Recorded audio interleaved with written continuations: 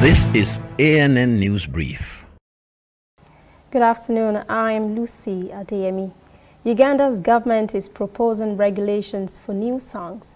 Junior Minister for Gender, Labour and Social Development, Peace Mutuzo, said in an interview that the new regulations to govern the music and entertainment industry were already drafted and expected to be passed by Cabinet by March, adding that musicians and other artists will also have to register with the government and obtain a practicing license, which can be revoked for a range of violations.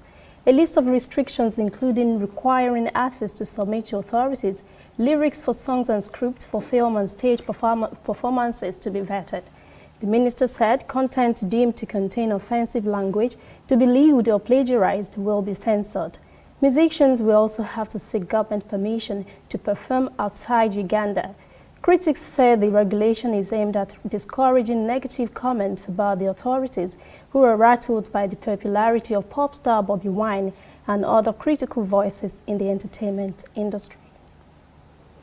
South African President Cyril Ramaphosa has called for sanctions against Zimbabwe to be lifted. He said on Tuesday his government was in discussion with Harare about how best to help. He added that Zimbabwe's situation was a challenge for the whole of Africa, and he planned to meet Zimbabwe's President Emmerson Mnangagwa. Meanwhile, Mnangagwa has promised on Tuesday to investigate violence against civilians during protests and punish any misconduct by security forces. The Zimbabwe Human Rights Commission said on Tuesday security forces instigated systematic torture of residents. It says the level of force used on those who died or injured and supported by medical report pointed to police brutality.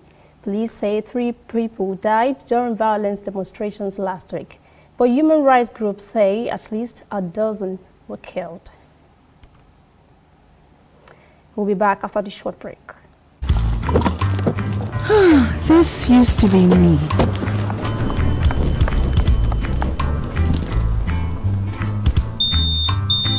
But that was before I got the perfect bag. It's handy and easy to use. All I need in one compact space, just like my MTN Extra Value plan. I used to get one plan for my calls and then try to remember which data plan worked for me. Roaming was a totally different ballgame. Not anymore. I've got the MTN Extra Value all-in-one plan. If you're a data buff like me, you get extra data with some talk time. And if you like to make calls, you get extra talk time with some data. And when I'm abroad, I automatically browse, chat, and call right on the same plan. MTN Extra Value was made just for me.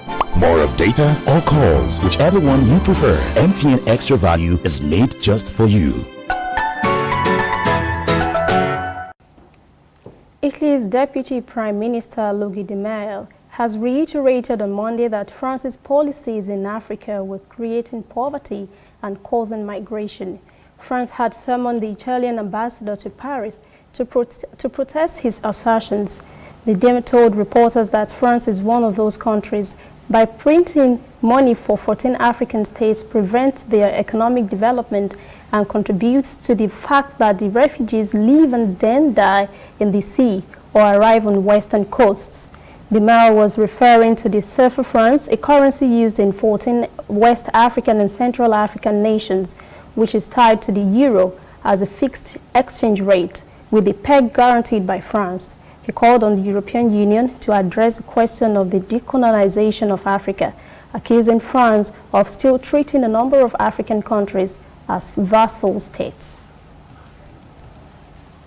That's ANN News Brief. Thanks for watching. For details on these and other stories, visit our website, annafrica.net.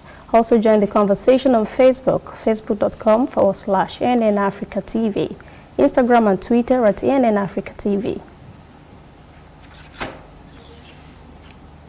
I'm Lucy Adeyemi.